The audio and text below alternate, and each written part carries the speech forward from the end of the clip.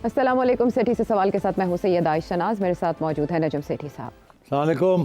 सेठ साहब, इस वक्त जो पाकिस्तान और भारत के हालात हैं, इन्हें तारीख़ के पस्त तरीन हालात कहा जा रहा है कि निचली तरीन सतह पर आ चुके हैं। यहाँ तक कि वो मुआहदा जो 6 दहाइयों में यानी 60 सालों में कभी निशाना नहीं बना इन तलखियों का, अब वो भी उसने मुअत्तल कर दिया है, जिसकी वजह से बहुत से सवाल अपनी जगह पर उठ रहे हैं।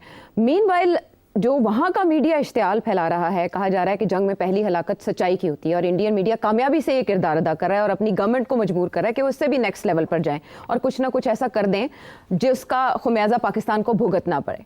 और इसमें जो छोटी बात होती है उसका बतंगड़ बनाने में इंडियन मीडिया इस तरह से आ गया है। हमारे डिफेंस मिनिस्टर ख्वाजा आसिफ ने एक बरतानवी खबरसां इदारे को एक इंटरव्यू दिया जिसमें उन्होंने खदशात के ऊपर बात की। उनसे क्वेश्चन इस अंदाज में किए गए यल्दा हाकिम की तरफ से, जो न्यूज़ प्रेजेंटर थी, कि उन्हें जवाब में ये कहना पड़ा कि अगर भारत इनिशिएट करेगा तो हम नाप तोल के जवाब देंगे।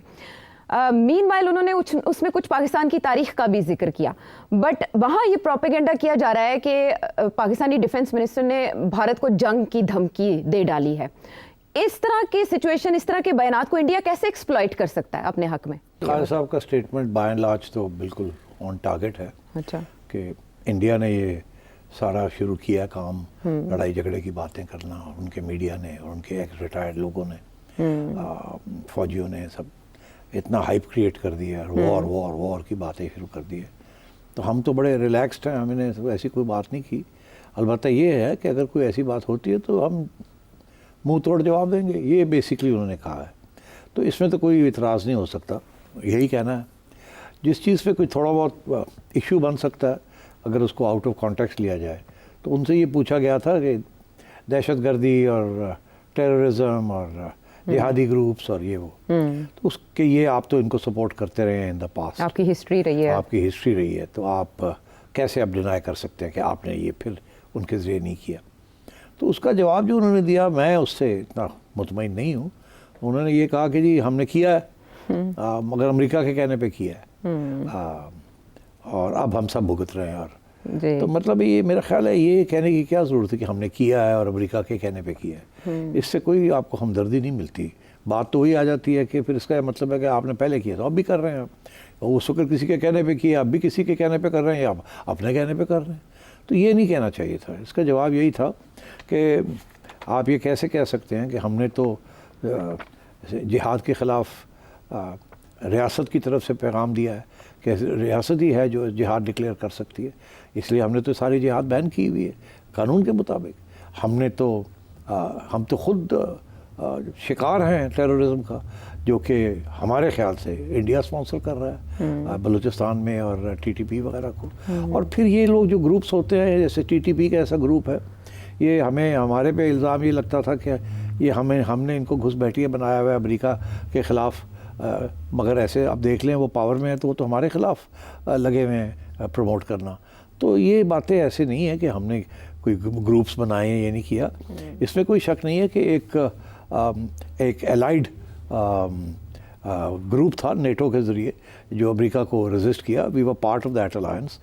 उसके अंदर CIA के तहत फ्रीडम फाइटर्स बने थे जिन्होंने अफ़गानिस्तान की आज़ादी के लिए जदोजहद की। अब उसके बाद वो डिसबैंड हो गए जब वो रूस चला गया। अब हमारे कंट्रोल में तो नहीं है, ना वो CIA के कंट्रोल में है। उस वक्त सारी CIA की फंडिंग थी, सब था। तो अब हमारे ये खाते में डाल देना इज़ नॉट फेयर। इस किस्म की कोई बात करनी चाहिए। मगर मेरा ख्याल है उन्होंने ये जो कह दिया जी हाँ हमने किया है, और वो तो अब अमेरिका ने हमें कहा था और हम रिग्रेट करते हैं कि हमने ये क्यों किया। I don't think this was a good diplomatic answer. But चले, अब शायद इसको वो लोग उछालेंगे कि ये मान गए हैं कि ये हमारे लोग थे और ये है वो, ऐसी बातें।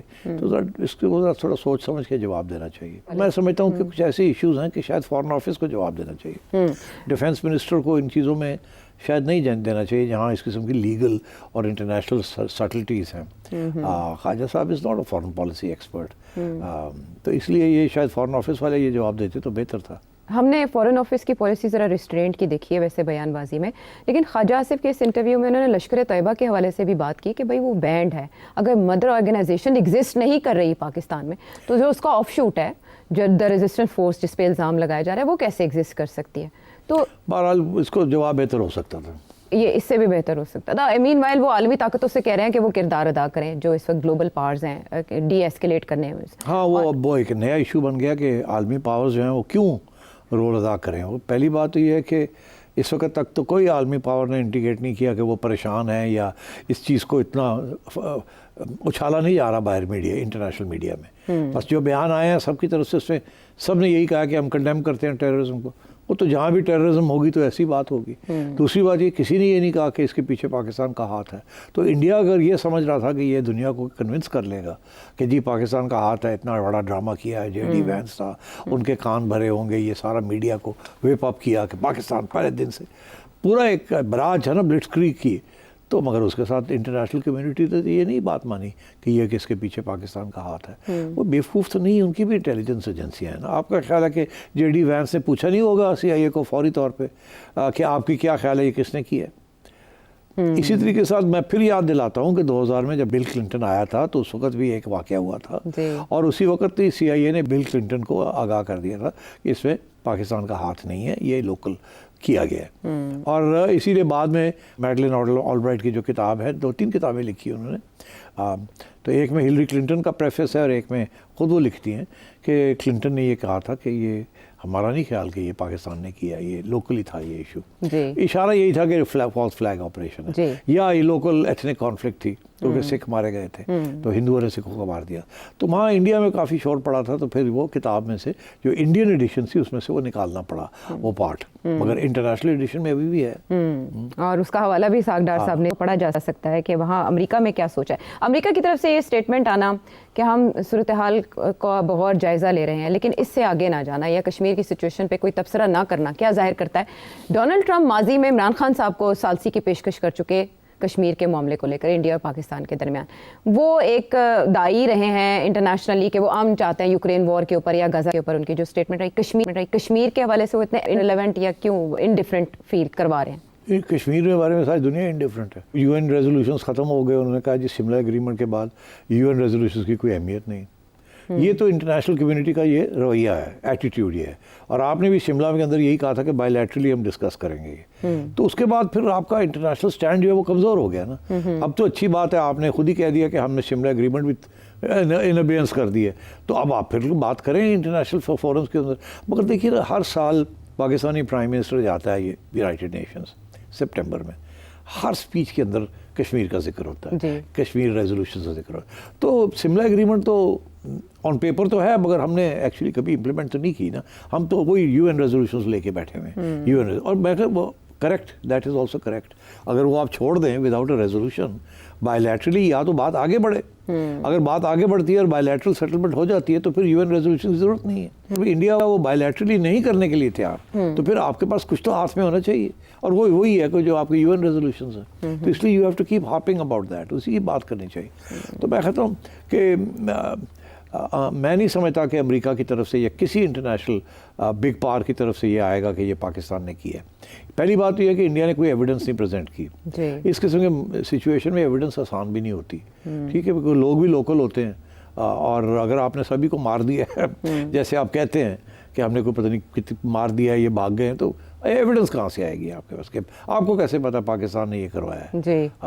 तो इस किस्म के इश्यूज है। तो जैसे हम कहते हैं कि इंडिया का हाथ है बलूचिस्तान में, मगर हम कौन सी एविडेंस प्रेजेंट कर रहे हैं? कुलभूषण यादव के अलावा तो हमारे पास कुछ और नहीं, हमारे पास कम से कम कुछ तो एविडेंस है। इंडिया के पास तो कुछ भी नहीं है। इंडिया अरेस्ट कर लेता है लोगों को जी, जो कि कहता है कि ये पाकिस्तान से आए हैं या पाकिस्तान के, उनसे कन्फेशन ले लेता है, वो अलग बात है। आप किसी को भी पकड़ के ले जाएं, कन्फेशन लेना तो बड़ी आसान बात है, 2 लित्र लाओ तो कन्फेशन मिल जाती है। मैं एग्जांपल आपको देता हूँ। जब ये क्षितिज सिंहपुरा का मामला हुआ तो उस वक्त कुछ अरसे के बाद इंडियन फोर्सेस ने एक सोहेल मलिक है उसको गिरफ्तार कर लिया कश्मीर में, और उसके ऊपर इल्ज़ाम लगाया कि आप भी इस ऑपरेशन का हिस्सा थे। उनको जेल में डाल दिया। वो फिर अदालत में 2011 में वो एक्विट हो गए, छोड़ दिया कि एविडेंस ही कोई नहीं है, और इंडिया की मीडिया ने छुपा दी सारी बात। तो ये करने को तो जो बंदा कन्फेशन लेनी है वो तो मारकुटाई रोकने के लिए हर बंदा कन्फेस कर देता है, मगर जब अदालत में जाते हैं तो कन्फेशन, एक बंदे की कन्फेशन के ऊपर कन्विक्शन नहीं हो सकती, उसके साथ और भी एविडेंस देनी पड़ती है। तो वो कभी इनके पास थी नहीं और ना ही है, तो ये करते हैं ऐसे। हमारे लोग भी करते हैं, वो भी करते हैं, सब करते हैं ऐसे। तो मैं समझता हूँ कि इंडिया के पास कोई एविडेंस नहीं है, और जो केस बन रहा है वो यही केस बन रहा है उनके खिलाफ कि ये खुद करवाया है। तो अगर जब ये खुद करवाई जाती चीज़ें तो इसके खिलाफ एविडेंस निकल भी आए तो वो मानी नहीं जाती। कोई कौम तैयार नहीं होती मानने के लिए कि हमारी डीप स्टेट ने ऐसी कोई चीज़ की है। और स्पेशली वो बीजेपी जैसी पॉपुलर गवर्नमेंट, उसके ऊपर तो इंडियन अवाम और इंडियन मीडिया कभी भी दाग नहीं लगाएगा। ये जो सब कुछ हुआ है इसकी तो सारी evidence in my view points के ये इंडिया ने खुद करवाया। और मैंने कल अपने प्रोग्राम में काफ़ी डिटेल में ये बात की थी। मैं नहीं समझता कि इंटरनेशनल कम्युनिटी इंडिया की मदद में आएगी। वो इंडिया का बयानिया नहीं मानेगी। इंडिया का मीडिया की जो ज़ोर से शोर जो पड़ा हुआ है इसको वो बिल्कुल नज़रअंदाज कर देंगे। And I don't think this will matter much.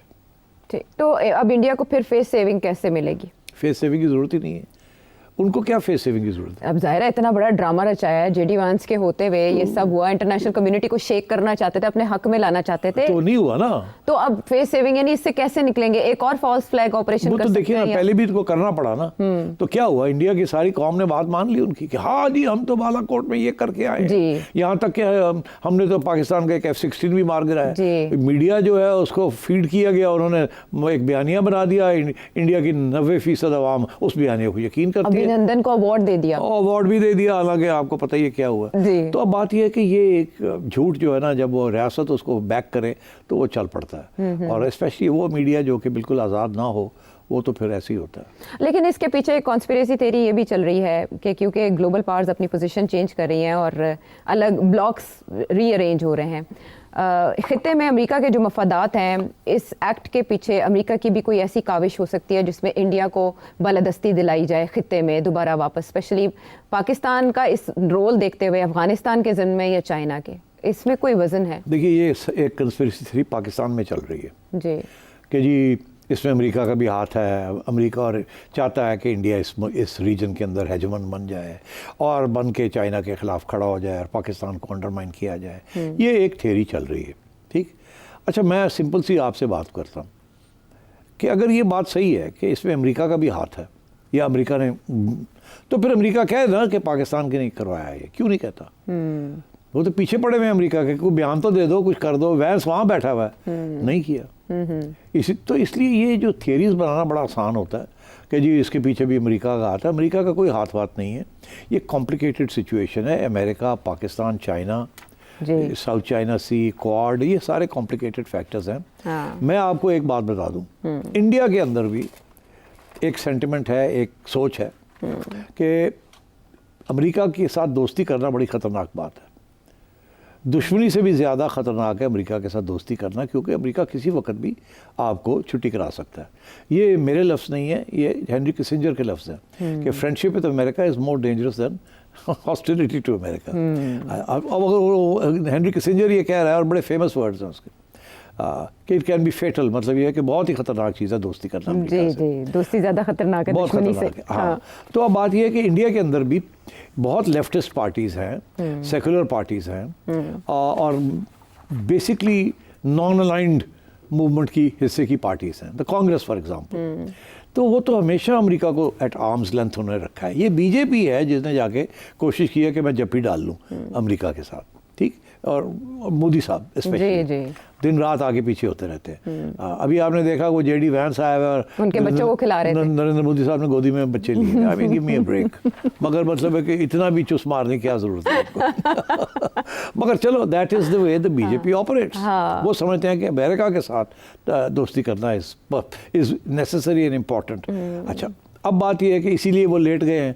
जैसे अमेरिका ने कहा कि अपना टैरिफ ठीक करें, ये तैयार हो गए करने के लिए। पहले ही पेशकश लेके चले गए थे उनके कहने से पहले। तो अब बात यह है कि तो एक तरफ तो ये ऐसी सूरत हाल है, दूसरी तरफ एक और भी सूरत हाल है। वो ये है कि क्या अमेरिका के कहने के ऊपर इंडिया चाइना के खिलाफ महाज बना लेगा? मैं नहीं समझता बनाएगा। No, here is my issue. ये जो सब लोग कहते हैं ना कि एक पूरा एक क्वाड बन गई, ये हो गया, वो हो गया, इंडिया और अमेरिका की नेवल एक्सरसाइजेज हो रही हैं, सारा चाइना के ऊपर फोकस है। ये सही है, आप एक हद तक ये बात सही है, ये सारी चीज़ें हो रही हैं। मगर क्या अमेरिका के कहने के ऊपर किसी स्टेज पे भी डायरेक्ट कॉन्फ्रंटेशन विद चाइना के साथ इंडिया करेगा? नो, नहीं करेगा। That is the way I see things. India is a much more sophisticated foreign policy establishment than कि जी इधर चले गए थे उधर चले गए। वो अपने आप को समझता है कि अब वो भी एक ग्रेट पावर बनने जा रहा है, वो समझता है, अभी नहीं, कहीं भी नहीं है वो, मगर वो समझता है कि इन फ्यूचर वो भी एक ग्रेट पावर बनने जा रहा है। इस वक्त अमेरिका की बास्केट के अंदर बैठना is not good sign for power that is thinking कि हम तो ग्रेट पावर बनेंगे। अभी उनकी कोई चांस नहीं है ग्रेट पावर बनने की, और अब तो हाल ही में कम हो गई है, क्योंकि अपनी रीजन के अंदर भी वो ग्रेट पावर नहीं बन सकते। जो पहले थे अब वो नहीं है, सारे जो छोटे मोटे जो मुल्क है वो भी खिलाफ हो गए, इन्होंने बिग ब्रदर बन गए ना, तो वो गड़बड़ होगी। तो इसलिए इंडिया की जो फॉरेन पॉलिसी है रीजन में फेल हो गई है, तो ग्लोबल लेवल पे क्या होगी। इसलिए मैं नहीं समझता कि आंखें बंद करके India under BJP will risk in taking a hostile position विज़ China. ये ज़्यादा कैलिब्रेटेड पोजीशन रखेंगे। इसीलिए इंडिया और चाइना के बॉर्डर टॉक्स जो हैं वो काफ़ी हद तक कामयाब हो रहे हैं। एक बात। दूसरी बात मैं ये भी आपको कह दूं कि चाइना का कोई इंटरेस्ट नहीं है कि इंडिया के साथ झगड़ा लेना। ये भी आज आपको मैं अपना मौक़िफ़ दे दूं इसके। लोग कहते हैं ना कि पाकिस्तान का ऑल वेदर फ्रेंड है, पाकिस्तान के साथ कुछ हुआ तो China will come to Pakistan aid, और ये होगा और वो होगा। वो अपनी जगह पर वो देखा जाएगा जब होगा। मगर चाइना का कोई इंटरेस्ट नहीं है कि इंडिया को, जिन्होंने कहना पंगे लेना इंडिया के साथ या बॉर्डर इश्यूज़ को और गड़बड़ करना। क्यों? चाइना नोज़ कि इस वक्त एक महाज बन रहा है चाइना के ख़िलाफ़, ठीक, और वो जो महाज बन रहा है उसके अंदर China doesn't need any more enemies. वो न्यूट्रलाइज करने की कोशिश करेगा इंडिया को। वो इंडिया के खिलाफ खड़ा होने की कोशिश नहीं करेगा। That will push India into America's camp. India भी ये चाहेगा कि बैठ के अक्रॉस द टेबल अपने मामले जो हैं चाइना के साथ बॉर्डर इश्यूज शेयर कर लिए जाए। इंडिया चाइना की तजारत बहुत बड़ी है, और अब चाइना की ये कोशिश होगी कि इंडिया के साथ और तजारत की जाए, क्योंकि चाइना के ऊपर वो टैरिफ्स लग रहे हैं जी। और अगर इंडिया अपने टैरिफ्स गिरा रहा है और अमेरिका के साथ, तो फिर China will make more investments in India and India will like that. तो मैं ये समझता हूँ ये कॉम्प्लिकेटेड मैटर्स हैं, ये ब्लैक एंड वाइट नहीं है कि अब इंडिया और अमेरिका मिलके चाइना के खिलाफ और पाकिस्तान के खिलाफ एक महाज बना रहे हैं। इंडिया की अपनी पॉलिसीज है। इंडिया विल, उसकी अफगानिस्तान पॉलिसी है, उसकी चाइना पॉलिसी है, उसकी पाकिस्तान पॉलिसी है, और इसमें कोई शक नहीं है कि पाकिस्तान पॉलिसी जो है वो यही है कि पाकिस्तान को एक कमज़ोर रियासत के तौर पे वो देखना चाहता है। मगर क्या वो इस हद तक जाएगा जंग करने? नो। इंडिया को इस बात का पता है कि अगर जंग की बात शुरू होगी ना, तो सबसे पहले जो कैजुअल्टी होगी, even before war breaks out, उसकी जो इकोनॉमिक कैजुअल्टी है वो इंडिया होगा, पाकिस्तान नहीं होगा। पाकिस्तान में तो फॉरेन इन्वेस्टमेंट है ही कोई नहीं, ना ही किसी का इरादा यहाँ आने को। वो वैसे ही हालत ख़राब है यहाँ। इंडिया का stock exchange is one of the top stock exchanges in the world. आपने देखा नहीं, झटका लगता तो वो क्रैश कर जाता। तो इंडिया कांट अफोर्ड कि वो इस किस्म की कोई वहाँ माहौल बने या हवा चले कि जंग होने वाली है, ये होने वाला। India is a service provider. India के अंदर बड़ी रेवेन्यू मिलती है उनको टूरिज्म से। पाकिस्तान को तो कोई रेवेन्यू नहीं मिलती टूरिज्म तो लोकल टूरिज्म, उनकी तो सारी global tourism, and they want to increase it. तो a state of war, a rumour of war, travel advisories, ये छोटी सी चीज़ जो हुई है कि जी जहाज़ जो है अब इंडिया से पाकिस्तान ओवरफ्लाई करके नहीं जा सकते। At least 100 flights have been affected, $500 billion worth of costs have gone up. 2 से 3 फ्लाइट्स ज़्यादा अब टाइम लग रहा है to go from one place to another. तो इसलिए आई थिंक इंडिया के इंटरेस्ट में ये नहीं है। I think India simply wants to bully Pakistan, धमकियाँ देगा, छोटी मोटी ये चीज़ें करेगा। बट इंडिया नोज़ कि लिमिटेड वॉर के अंदर इंडिया हावी नहीं हो सकता अगेंस्ट पाकिस्तान। पाकिस्तान की जो एयरफोर्स और आर्मी है, it can take care of itself on any front. India को पता है, तारीख बताती है इंडिया को। लॉन्ग वॉर वो पाकिस्तान सस्टेन नहीं कर सकता, क्योंकि पाकिस्तान के पास वो रिसोर्सेज नहीं है। 3 महीने की जंग हो, फौजें लड़ रही हैं, वो पाकिस्तान नहीं सस्टेन कर सकता। And that is where the nuclear option comes in. और वो पाकिस्तान ने वाजे कर दिया कि यही सिचुएशन है जिसमें हम न्यूक्लियर करेंगे। और इंडिया को पता है कि कोट अनकोट पागल है ना, शायद कर ही दें। जाहिर है जब कोई मर रहा होता है तो वो कहता फिर कर ही दें। मैं तो होना कोई नहीं होता, तो अल्लाह खैर सुन। इंडिया अगर आ जाएगा तो फिर ठीक है।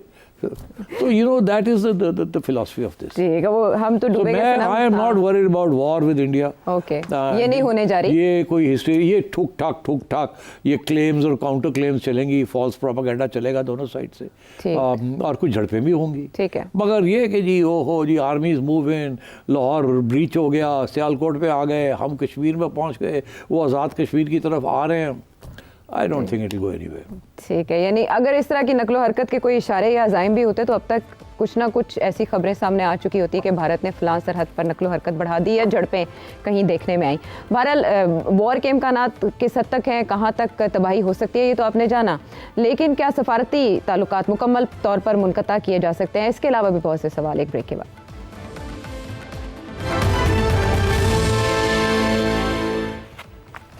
Welcome back to the show. सिटी साहब, कल के शो में आपने जो बीजेपी का हिंदुत्व नज़रिया है या उन्हें जो तोसी पसंदाना अज़ाइम है हिंदू धर्म को लेकर, उनको आपने टारगेट किया, लेकिन अगर नरेंद्र मोदी जी को सुने तो वो ये कहते हैं कि पाकिस्तान के साथ हम ताल्लुकात इसलिए नॉर्मलाइज नहीं करते कि पाकिस्तान में फ़ैसले कौन लेता है ये सब जानते हैं। वो हाइब्रिड रजीम को भी टारगेट करते हैं और नॉर्मलाइज करने के चक्कर में बिल्कुल नहीं है। मीनवाइल जिस सतह पर वो डिप्लोमेटिक ताल्लुकात को ले आए हैं, वर्ल्ड बैंक के साथ भी मुआहदा तब सस्टेन करता है जब किसी ना किसी लेवल पे डिप्लोमेटिक ताल्लुकात हो। अगर वो बिल्कुल ही मुनक़ता कर देता है तो क्या पोजीशन हो सकती है? नहीं, कुछ भी नहीं खात्मा होना, किसी चीज़ का खात्मा किया आप सोच रहे हैं। लेकिन इसमें जो अब आमना बलोच ने दो डिफरेंट, जो हमारी फॉरेन सेक्रेटरी है, उन्होंने 2 डिफरेंट सेशंस में डिप्लोमेट्स को, फॉरेन मिशंस को ब्रीफ किया। ब्रीफ तो करना चाहिए ना कि इंडिया जो कर रहा है गलत कर रहा है, वी आर नॉट इन्वॉल्व्ड, तो वो तो नॉर्मल रूटीन है। इस किस्म की सिचुएशन में अगर आप फॉरेन डिप्लोमेट्स को ब्रीफ भी नहीं करेंगे तो क्या करेंगे आप? तो ब्रीफ करना तो ज़रूरी होता है ना। ओके, तो इससे सिचुएशन डिफ्यूज़ हो सकती है? नहीं, डिफ्यूज़ नहीं होनी।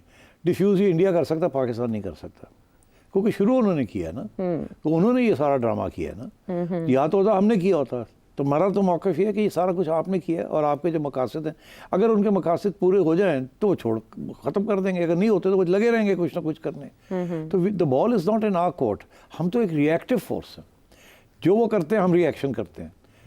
और हम ये कह रहे हैं कि ख्वाजा साहब ने यही कहा है ना कि इंटरनेशनल कम्युनिटी को पता होना चाहिए कि ये this thing can get out of hand. तो उन्होंने ये तो नहीं कहा कि हमें आके समझाएं, कि इंडिया को समझाएं। वही तो धमकियाँ दे रहा है वॉर की। हम तो नहीं धमकी दे रहे वॉर की, इंडिया दे रहा है ना। तो इस सिचुएशन में इंडिया को समझा सकता है कोई नहीं समझा सकता। इंडिया को कोई नहीं समझा सकता। इंडिया को खुद पता है कि उन्होंने क्या किया है, इंडिया को पता है क्या करना है आगे, इंडिया को पता है किस हद तक इसको आगे बढ़ाना है और किससे आगे नहीं बढ़ाना। तो इंडिया विल डू कैलिब्रेटेड किस्म की अप्रोच होगी। और बाकी दुनिया का इंटरेस्ट नहीं है इसमें।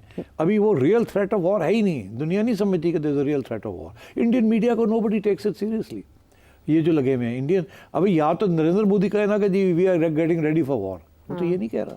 वो तो कह रहा है कि जो जिसने किया है हम पीछा करेंगे। यार ये तो नॉर्मल स्टेटमेंट है ना। तो हम भी दुनिया तो के हर कोने में हम कहते हैं ये BLA ने जो किया हम नहीं छोड़ेंगे, हर नुक एंड कॉर्नर के पीछे जाएंगे। ये तो स्टैंडर्ड ऑपरेटिंग प्रोसीजर है, इससे कोई नई बात नहीं समझ आती। तो इसलिए मैं नहीं समझता कि India is in a mood to listen to anyone. वो तो चाह रहा है कि उनकी बात कोई समझे, उनको सपोर्ट मिले, वो नहीं मिलेगी उनको। सो अब उनको सोचना पड़ेगा कि कहाँ जाना है यहाँ से इसके बाद।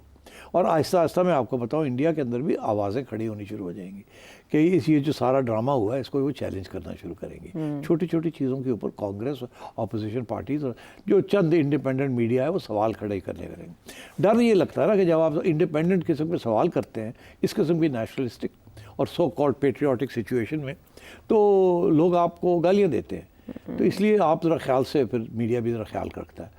और वो 4-5 जो इंडिपेंडेंट ऑर्गन्स हैं वहाँ, वो भी बड़ा ख्याल करके बात करते हैं। अभी तो सारों ने ये बात कर ली है कि जी इन पाकिस्तान ने किया। किसी ने अभी तक ये नहीं कहा कि यार थोड़ा सोचो कि पाकिस्तान ने क्यों किया, उसको क्या फ़ायदा था ये काम करने का। लॉजिक नहीं आ रही। मैंने लॉजिक समझाई है कि हमारे लिए कोई लॉजिक ही नहीं बनती कि हम ये काम करें। हमारा तो नुकसान हो जाता है। इंडिया का नहीं नुकसान होता, हमारा नुकसान होता है। इंडिया का नुकसान होगा जब इंडिया इसको अप करेगा। अभी कोई इंडिया का नुकसान नहीं हुआ, नुकसान तो हमारा है। हमारे ऊपर इल्ज़ाम लगे जी आप लोग पहले पालते थे इस किस्म के लोग, अभी हम FATF से निकले, मार के निकले, तो फिर ये एक प्रेशर पड़ जाता है आपके ऊपर कि जी ओहो अभी भी लोग यहाँ बैठे हुए जो ये करते हैं, फिर वो FATF वाले आ जाएंगे। इंडिया तो यही चाहेगा कि आपको फिर घेराव किया जाए किसी। तो हम क्यों इस किस्म की चीज़ करें।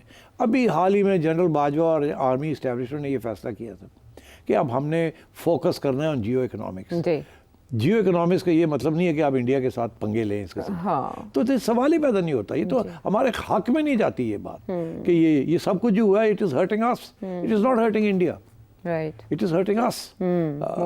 तो ये कोई यहाँ भी कुछ आवाज़ें खड़ी हो जाती है ना कि जी नहीं इसमें शायद हमारा भी हाथ हो। कुछ लोग PTI के अभी भी गालियाँ दे रहे हैं, वो नहीं देखते कि यहाँ the question of the nation state, वो अभी भी अपनी पार्टी पॉलिटिक्स चल रहे। तो ये दिस हेल्प्स इंडिया, मगर इंडिया में ऐसी कोई चीज़ नहीं है। वहाँ टोटल यूनिटी ऑन दिस कि रियासत को सपोर्ट करना है, झूठ बोले सच बोले रियासत को सपोर्ट करना है, in a question of nationalism. Nationalism के ऊपर nation state comes first. What about PTI? आप उमर अयूब साहब का बयान देखें। नहीं, अच्छी बात है, शुक्र है वहाँ से बयान आए हैं, मगर मुझे कोई यही कह रहा था अभी कि वो देखे तो सही सोशल मीडिया के ऊपर कोई यूनिटी नहीं है, अभी भी गालियाँ दे रहे हैं वो जो उनके ब्लॉगर्स या यूट्यूबर्स हैं वो तो हमने देखे हैं, वो क्या है बात है। जी जी, इसी के ऊपर तो रोना धोना है, तो इनको कौन रोकेगा? They are hurting the cause. ठीक, तो ये है सिचुएशन। तो आपने जनरल बाजवा को जैसे याद किया तो मुझे याद आया नवाज शरीफ साहब जब वापस आ रहे थे तो यूके से एक बयान जारी हुआ था पुरअमन हमसायगी का, कि पीसफुल होना चाहिए neighbourhood.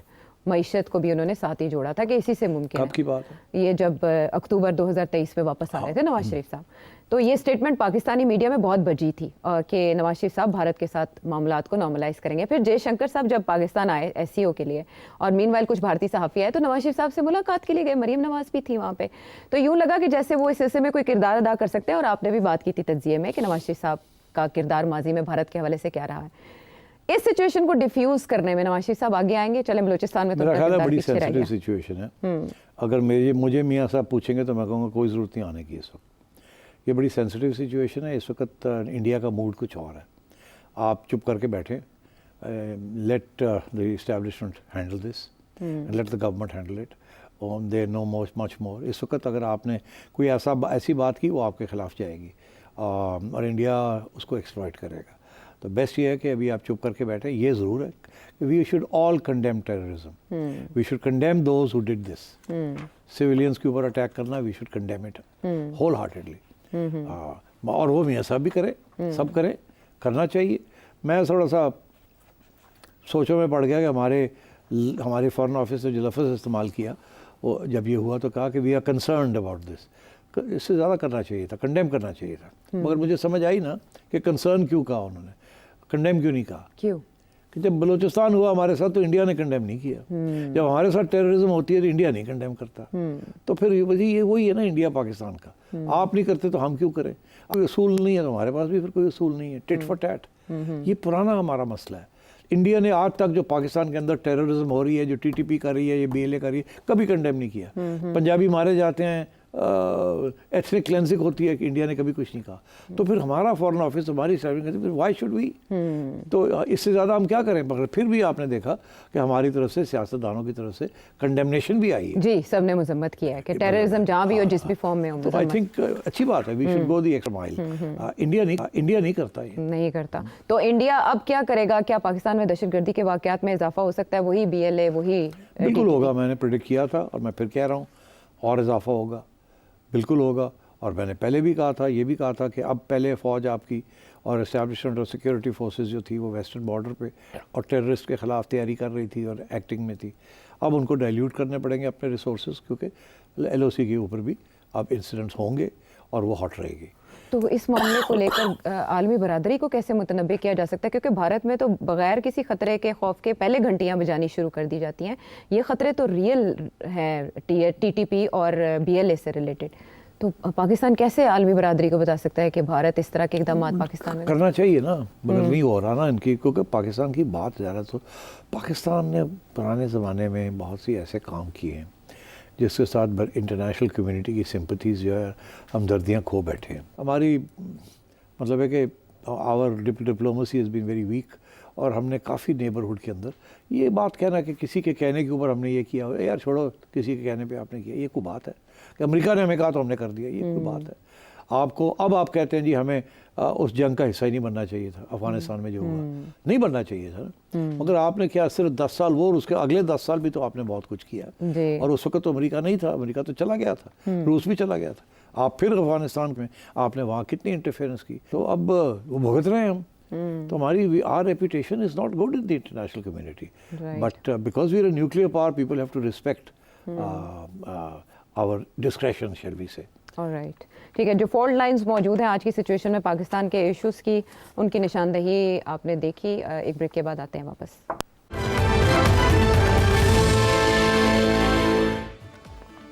Welcome back to the show. और अब शो में आपके सवालात इसी सिचुएशन से पैवस्ता। खुर्रम अमेरिका से क्या जानना चाह रहे हैं? सिटी साहब, पाकिस्तान का जो रद्द अमल है इंडिया के अगेंस्ट, उसे अगर हम 2019 के रद्द अमल से कंपेयर करें तो डोंट यू थिंक कि इस दफ़ा ज़्यादा एग्रेसिव और ज़्यादा हार्ड है हमारा रद्द अमल? इसे आप जनरल आसिम मुनीर और जनरल बाजवा की सोच में फ़र्क कहेंगे, या शहबाज शरीफ और इमरान खान की गवर्नमेंट का भी कोई रोल है इसमें? नहीं, बड़ी सिंपल सी है तो जवाब है। 2019 में इंडिया ने एक कदम उठाया था, और वो एक कानूनी तौर पे कदम था, उसमें कोई वॉर मंगरिंग नहीं थी।